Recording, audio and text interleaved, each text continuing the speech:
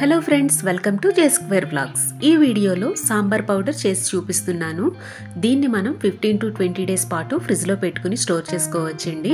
మనం ఎప్పుడైనా దోశ ఇడ్లీలోకి సాంబార్ కావాలి అనుకున్నప్పుడు ఈ సాంబార్ పౌడర్ ఉపయోగించి చాలా తక్కువ టైంలో సాంబార్ ప్రిపేర్ చేసుకోవచ్చు. అది ఎలాగా అనేది నెక్స్ట్ వీడియోలో నేను చూపిస్తాను. ఫస్ట్ అయితే ఈ సాంబార్ పౌడర్ కోసం 15 కాశ్మీరీ రెడ్ చిల్లీస్ తీసుకున్నానండి. అలాగే 3 టేబుల్ స్పూన్ల ధనియాలు, 2 టేబుల్ స్పూన్ల పచ్చిశనగపప్పు, 1 టేబుల్ స్పూన్ మినప్పప్పు, 1 టేబుల్ స్పూన్ జీలకర్ర, 1/2 టేబుల్ స్పూన్ మెంతులు, 2 రెమ్మల కరివేపాకు, కొద్దిగా ఇంగువ. వీటన్నిటిని కూడా పక్కన పెట్టుకోవాలి. ఇప్పుడు స్టవ్ మీద ప్యాన్ పెట్టుకుని 2 టేబుల్ స్పూన్ల ఆయిల్ వేసుకుని హీట్ చేసుకోవాలి.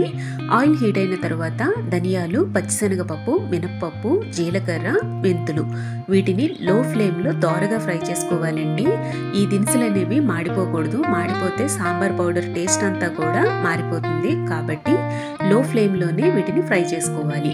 ఇప్పుడు పక్కన పెట్టుకున్న కాశ్మీరీ రెడ్ చిల్లీస్ను చిన్న ముక్కలుగా చేసుకుని వీటిని కూడా ఇక్కడ యాడ్ చేసుకుని లో ఫ్లేమ్లోనే వీటిని కూడా ఫ్రై చేసుకుంటూ ఉండాలి.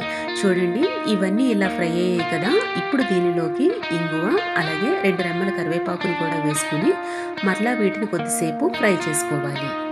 ఇవన్నీ ఇలా ఫ్రై అయిన తర్వాత స్టవ్ ఆఫ్ చేసుకుని వీటిని పూర్తిగా చల్లారనివ్వాలి.